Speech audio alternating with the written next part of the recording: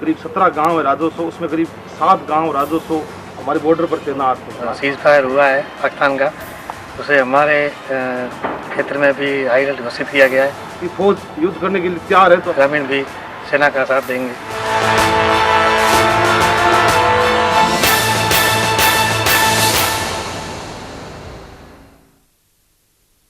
बड़ी खबर में आप सभी का स्वागत है। मैं हूं अभिषेक त्रिपाठी। एक बार फिर सीमा पर तनाव है। पाकिस्तानी सेना कश्मीर में लगातार सीजफायर का उल्लंघन कर रही है। भारत मुंह तोड़ जवाब भी दे रहा है। घाटी में इस गोलीबारी के तहत सीमावर्ती गांवों में लोग दहशत में और लोग अपने घरों को छोड़कर कैंपों में पलायन कर रहे हैं।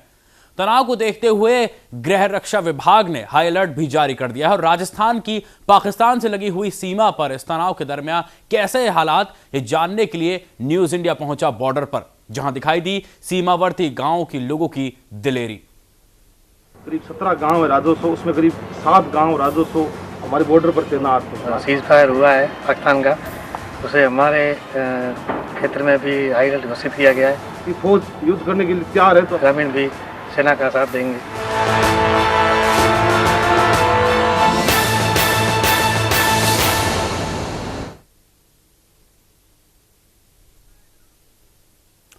तो वहीं कश्मीर में पाकिस्तान के लगातार सीजफायर के उल्लंघन के बाद भारत ने कड़ा रुख दिखाना शुरू कर दिया है।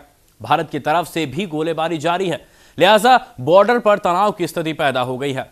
ऐसे में न्यूज इंडिया पहुंचा राजस्थान के उस अंतिम छोर पर जहां से शुरू होता है पाकिस्तान। न्यूज इंडिया ने बीकानेर के कुलायत के बरसलपुर गांव का दौरा किया, जो कि पाकिस्तान की सीमा से लगती हुई आखिरी ग्राम पंचायत है। वहीं इस गांव के लोगों ने सन 1965 और 71 के युद्ध देखे और झेले भी हैं। वहीं हमले के निशान आज भी इस गांव में दिखाई देते हैं, लेकिन फिर भी यहां के लोगों में पाकिस्तान की गोलीबारी को लेकर कोई चिंता या फिर शिकन नहीं है।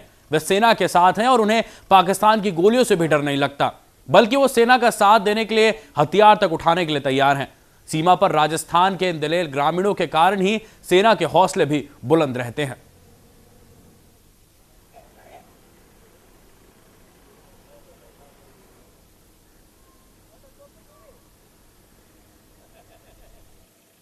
सीमा से सटे इन गांवों में जहां लोग हर स्थिति में सशस्त्र सेनाओं या सुरक्षा बलों का हर संभव सहयोग करने के लिए तत्पर हैं, हम आपको लेकर आए हैं एक ऐसी जगह पर जहां से मुगल बादशाह हुमायूं ने भारत पाकिस्तान सीमा का मुआयना किया था। ये पहली बार है जब टेलीविजन में इस टीले की, इस चौकी की तस्वीर आपको दिखाई जा रही है।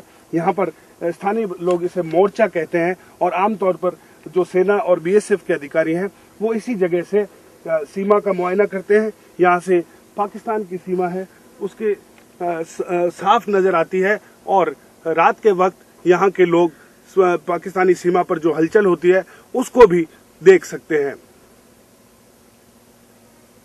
ये वही जगह है जहां से जो सेना और बीएसएफ के अधिकारी हैं, सेना और बीएसएफ के लोग हैं, वो इलाके पर नजर रखते हैं और दूर से यहाँ की गतिविधियों पर अपनी निगाह रखते हैं।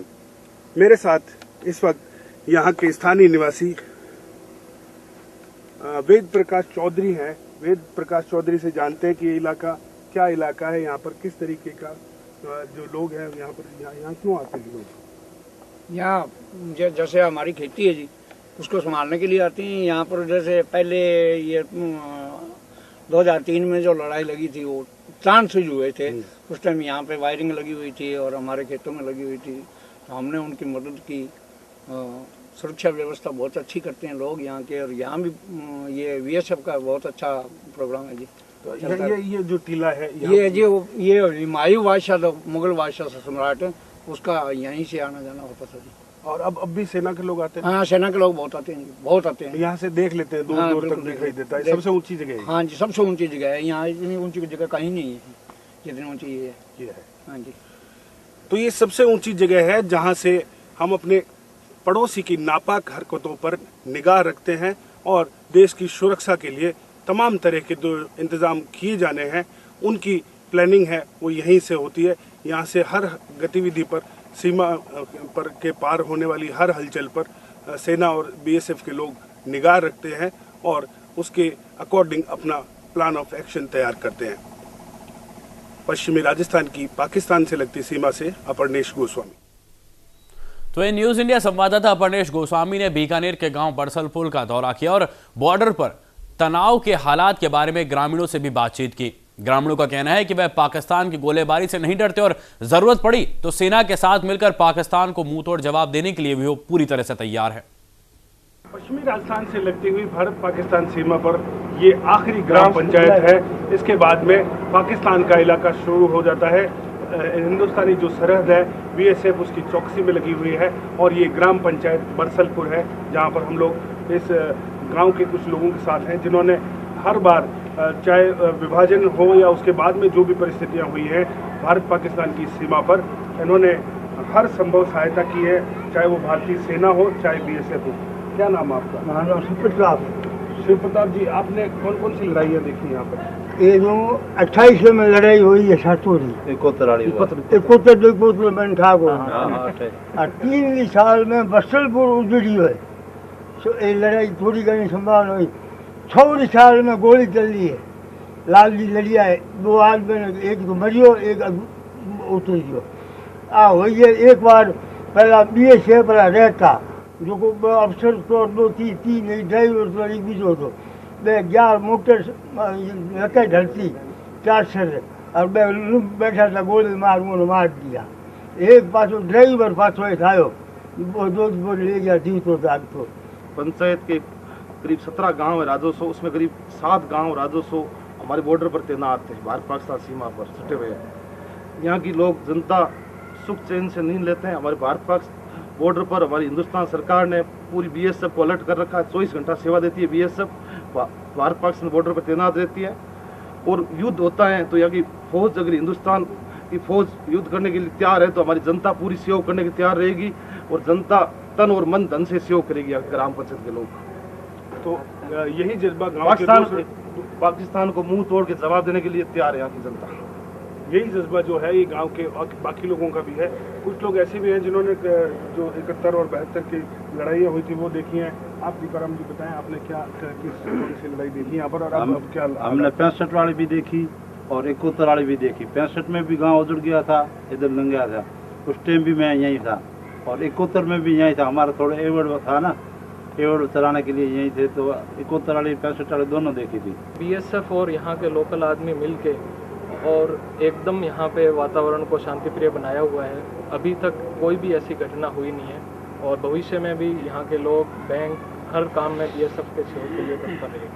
धन्यवाद। तो ये थे ग्राम पंचायत बरसलपुर के लोग जो हमेशा से सेना और सीमा के साथ रहते आए हैं, चाहे 65 की लड़ाई हो, चाहे 71 की लड़ाई हो, चाहे उसके बाद में संसद पर हुए हमले के बाद ऑपरेशन पराक्रम की स्थितियाँ हो। यहाँ के लोगों ने कंधे से कंधा मिलाकर एक साथ डटकर तमाम चुनौतियों का मुकाबला किया है और इस बार भी अगर कोई अप्रिय हालात बनते हैं तो यहाँ के लोग गांव छोड़कर नहीं जाएंगे। पूरे जोश खरोश के साथ तन मन धन से सेना और बीएसएफ का सहयोग करेंगे। पश्चिमी राजस्थान की सीमा के बरसलपुर गांव से अपरनेश गोस्वामी, न्यूज इंडिया। संसद पर हुए हमले के बाद में ये पूरा जो इलाका है यहाँ पर सेना ने लैंड माइंस बिछाई थी और स्ट्रेटेजिक जो प्लान था सेना का, उसका एक अहम हिस्सा ये गांव और यहाँ के लोग बने थे। इस तरह के काफी सारे मोर्चे हैं वो यहाँ पर सेना ने बनाए हुए हैं, क्योंकि ये ऐसी जगह है जहाँ से करीब 300-400 मीटर की ऊंचाई पर बना हुआ ये टीला है। यहाँ से काफी लंबी दूरी तक नजर आता है साफ, दुश्मन की हर हरकत पर, हर गतिविधि पर यहाँ से नजर रखी जा सकती है और यहाँ के लोग भी सेना के साथ मिलजुल कर काम करने के आदी हैं। बरसों से जो बीएसएफ है और यहाँ के लोग हैं उनका बेहतर तालमेल रहा है। यहाँ के लोग कंधे से कंधा मिलाकर सेना और बीएसएफ का साथ देना जानते हैं। पश्चिमी राजस्थान की पाकिस्तान सीमा से अपरनेश। तो यहाँ पर ग्रामीणों ने अपनी हिम्मत दिखाई है और इस जज्बे को यहाँ पर सलाम किया जाता है कि किस तरीके से वो सेना के साथ में खड़े हुए हैं। लेकिन बड़ा सवाल यहाँ आज सबके सामने यही खड़ा कि आखिर क्यों फायरिंग यहाँ पर की जा रही है, आखिर क्यों बार बार सीज फायर का उल्लंघन यहाँ पर किया जा रहा है। वही इस पूरे मुद्दे पर आज बातचीत करने के लिए हमारे साथ मानचंद खंडेला जी मौजूद है, राजनीतिक विशेषज्ञ। मानचंद जी, बहुत बहुत स्वागत करता हूं मैं आपका प्राइम टाइम डिबेट में। मानचंद जी, पिछले साल की बात करते हैं। यहां अक्टूबर के बाद पिछले साल से लेकर के अब तक पूरा 1 साल हो गया है। हालात बद से बदतर होते जाने, पाकिस्तान अपनी हरकतों से बाज नहीं आ रहा। आखिर क्यों, यहां कारण क्या है कि लगातार सीजफायर का उल्लंघन पाकिस्तान की तरफ से किया जा रहा है?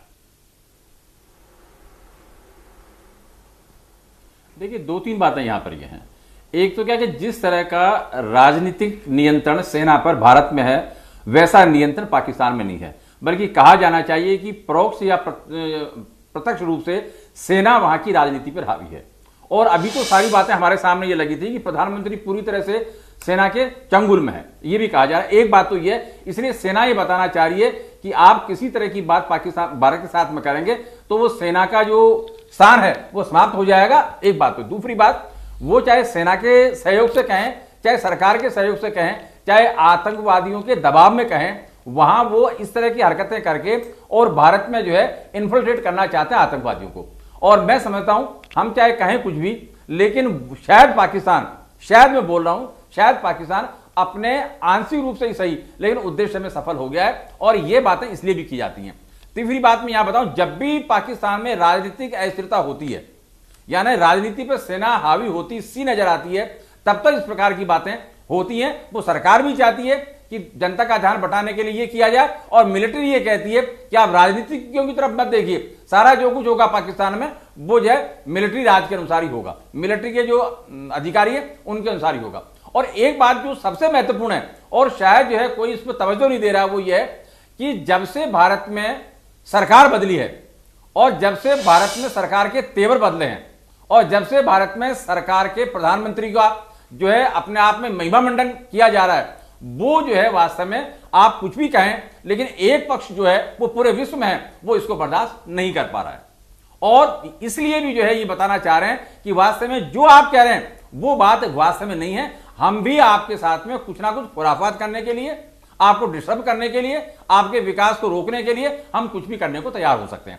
और एक बात, ये सारी बातें करके पाकिस्तान क्या कहना चाह रहा है, कश्मीर को वापस इंटरनेशनलाइज करना चाह रहा है, अंतर्राष्ट्रीय जो है इसका मुद्दा बनाना चाह रहा है। और वास्तव में ये कहकर, जैसे पिछले दिनों में ये कहा गया कि साहब हमारे राजदूत को वहां बुलाया, एक तरफ आप हमला कर रहे हैं और राजदूत को बुला रहे हैं, दूसरी ओर जो है यूएनओ में आप ये कह रहे हैं कि साहब कोई ना कोई यहां पर आकर जब तक हस्तक्षेप नहीं करेगा ये बात बढ़ती जाएगी। तो ये जो पाकिस्तान का बिल्कुल खंडेला जी, यहां पर कई तरह की बातें, यहां पर जो पाकिस्तान ने भी अपना पक्ष यहां पर रखा है और उल्टा आरोप यहां पर भारत के ऊपर दिया जा रहा है कि भारत ने सीजफायर का उल्लंघन किया। इस पूरे मुद्दे पर बातचीत करने के लिए एक और खास मेहमान हमसे जुड़ गए हैं, जगमाल सिंह जी जुड़े हैं, रिटायर्ड ब्रिगेडियर हैं, यहां पर रक्षा विशेषज्ञ, उनसे भी यहां पर बात करेंगे। यहाँ पर जगमाल सिंह जी, जिस तरह की बात है और जिस तरह के हालात बने हुए हैं, 200 किलोमीटर लंबी सीमा है भारत और पाकिस्तान की जो जुड़ी हुई है, जिस तरह के हालात बने हुए हैं अरनिया सेक्टर में, अखनूर में, कठुआ में, सांबा में, कहीं की भी बात कर लीजिए, लोगों में डर है यहां पर। और इसका समाधान यहां पर क्या है? क्योंकि अब पीएम का भी यहां पर साफ तौर पर कहना है कि आप सीधे मुंह तोड़ जवाब दीजिए, अब डरने की जरूरत नहीं है।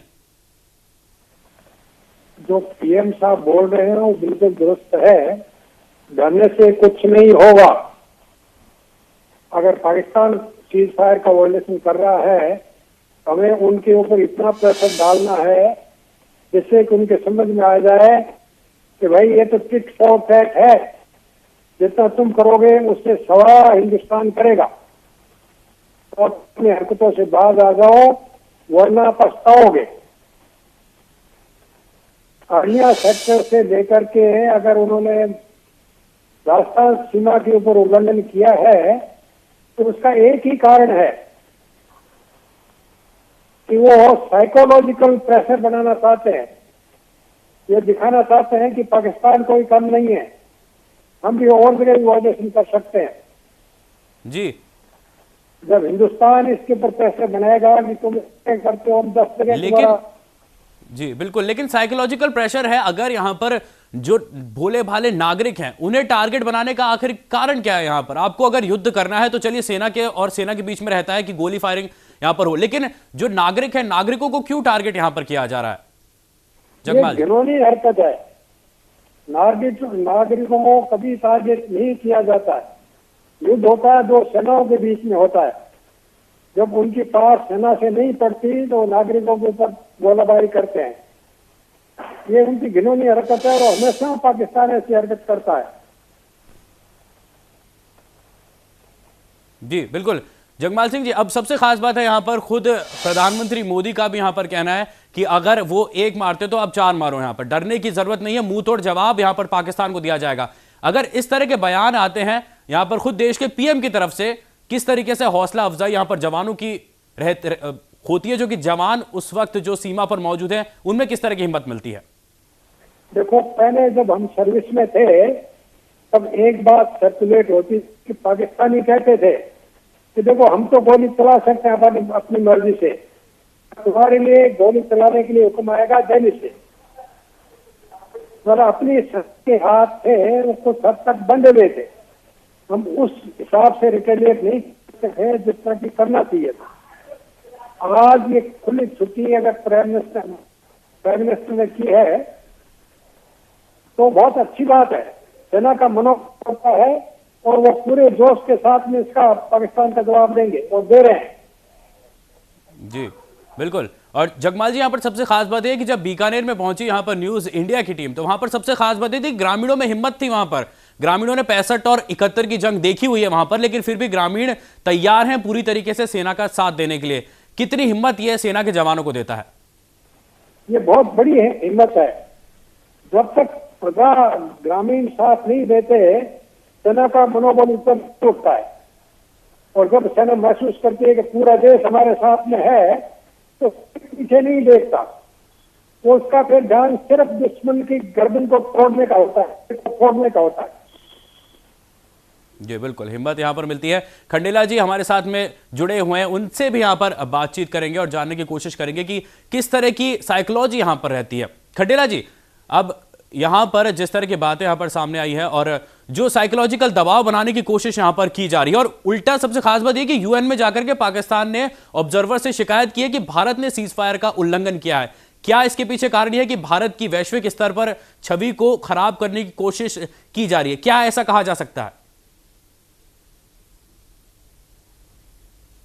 देखिए, दो बातें मैंने आपसे कही ना कि हाँ छवि खराब करेंगे भारत की तो उनकी छवि कहीं ना कहीं बची रहेगी, ये उनकी हर बार जो होती है। और दूसरी बात ये है कि हर बार कश्मीर की बात करके वहां के राजनेता और वहां की मिलिट्री वो जो शासन करना चाहते हैं। लेकिन एक बात अभी सैनिक अधिकारी जो कह रहे थे वो ये कहते हैं सिविलियंस को जो है ना मार दिया। अब मैं ये कहना चाह रहा हूं कि जो आपने ऑफेंस दिखाया है 1:4 की जो गोलियां चलाने वाली बात, अगर वो कुछ समय पहले कर लेते, यानी ऐसा भी तो हो सकता है ना कि आशंका इस प्रकार की है, अपेक्षाएं इस प्रकार की हैं, जब अपेक्षा पर आशंकाएं भारी हो जाती हैं तो आपको पहले ही कार्रवाई करनी चाहिए।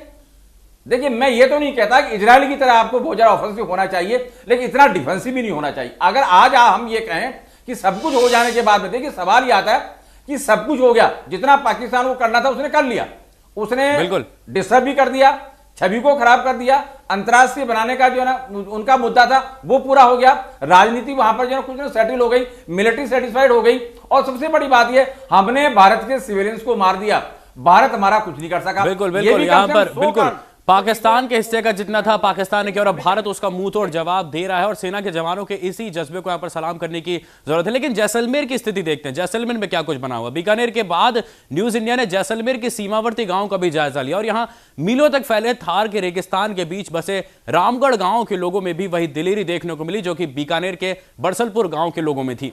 हालांकि जम्मू कश्मीर में सीमा पार से पिछले दिनों हुई गोलीबारी की घटना के बाद भारतीय सीमाओं पर भी तनाव बढ़ गया है, और गोलीबारी की घटनाओं के बाद राजस्थान से लगती सीमाओं पर भी चौकसी बढ़ा दी गई है। लेकिन रामगढ़ के गांव वालों को यहां किसी तरह का डर खौफ नहीं है, उनका भारतीय सेना में अटूट भरोसा है और वो मानते हैं कि सेना के कारण उन्हें किसी तरह का खतरा भी नहीं है। जरूरत पड़ी तो वह सेना के साथ पाकिस्तान से दो हाथ करने के लिए भी तैयार है। यहाँ हमारे जो जवान हैं वो अच्छी तरह से सुरक्षित है और हमारा भी बॉर्डर भी सुरक्षित है। किसी भी तरह के हमारे जवान यहाँ मुंह तोड़ जवाब देने के लिए कोई भी टाइम तैयार है। हमारे को यहाँ कोई डर नहीं लगता है। कोई भी परिस्थिति में हम यहाँ खड़े होने के लिए तैयार हैं और पाकिस्तान को मुंह तोड़ के जवाब देने के लिए तैयार है। हमारे यहाँ सीमावर्ती इलाका है जो बॉर्डर हर बार हाई अलर्ट तो होता रहता है। हमारे सेना के जवान बीएसएफ के मुस्तैद है एकदम, यहाँ पर कोई खतरा नहीं। कई बार पहले भी हो चुका है हाई अलर्ट, किसी प्रकार की कोई चिंता करने जैसी बात नहीं है। जवान 24 घंटे अलर्ट रहते हैं और 24 घंटे कोई सीज फायर वगैरह यहाँ पर कुछ प्रकार की हरकत नहीं होती है और यहाँ पर शांति वार्ता है। हम एकदम निष्पक्ष आराम से सो रहे हैं। कश्मीर में जो सीज फायर हुआ है पाकिस्तान का, उसे हमारे क्षेत्र में भी हाई अलर्ट घोषित किया गया है, लेकिन उसका असर हमारे ग्रामीणों पर किसी प्रकार का नहीं है। कारगिल के समय भी यहाँ काफ़ी फौज आई थी, लेकिन उस टाइम भी हम भी यहाँ पे एकदम सुरक्षित थे और आज भी सुरक्षित ही हैं। बीएसएफ के जवान 24 घंटे चौकसी कर रहे हैं और ज़रूरत पड़ी गई तो हम ग्रामीण भी सेना का साथ देंगे।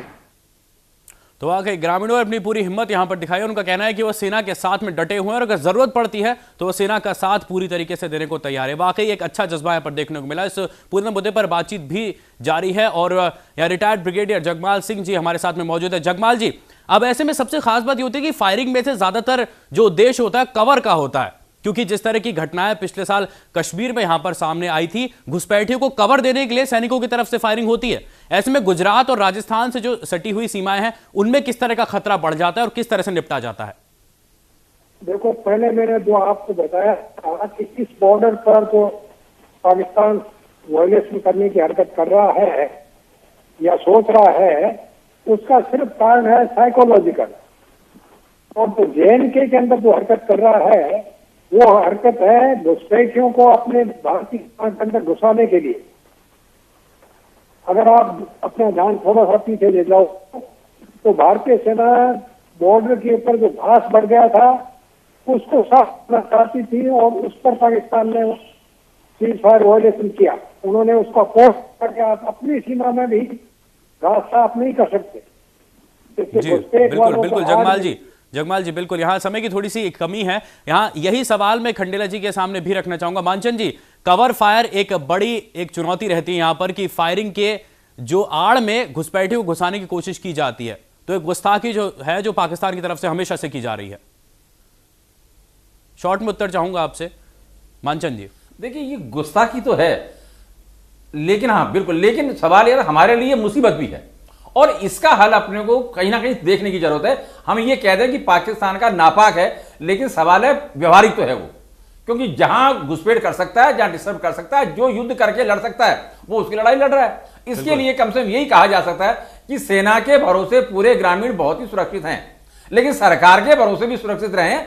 ग्रामीणों के मुंह से निकले कि सरकार जब तक है, जब तक हम सुरक्षित हैं। यह भी वातावरण बनेगा जब मैं समझता हूं कि पूरी तरह से जो सिविलियंस हैं, सैनिक हैं और जो सरकार है, वो तीनों मिलकर वास्तव में सही रूप में जवाब दे सकते हैं, जिससे कि इन्फिल्ट्रेटर भी यहां पर नहीं आ सके। जी बिल्कुल, सरकार का पूरी तरीके से सपोर्ट है और यहाँ पर ग्रामीणों ने भी पूरी तरीके से सपोर्ट दिया हुआ है। बिल्कुल सही बात कही आपने खंडेला जी, और जवानों का हौसला इसी बात को लेकर के बुलंद यहाँ पर होता है। इस पूरे अहम चर्चा पर आपने हमारे साथ में हिस्सा लिया, बहुत बहुत शुक्रिया मैं करना चाहूंगा मानचंद खंडेला जी का, और साथ ही पूर्व ब्रिगेडियर जगमाल सिंह जी, दोनों को बहुत बहुत धन्यवाद हमसे बातचीत करने के लिए, इस अहम मुद्दे पर अपने विचार पेश करने के लिए। तो वाकई जिस तरह का जज्बा ग्रामीणों ने दिखाया, उम्मीद की जा रही है कि ग्रामीण यहां पर सुरक्षित रहे और भारतीय जवानों को और ज्यादा हिम्मत यहां पर मिले, ताकि पाकिस्तान की करतूत का मुंह तोड़ जवाब यहां पर दिया जा सके।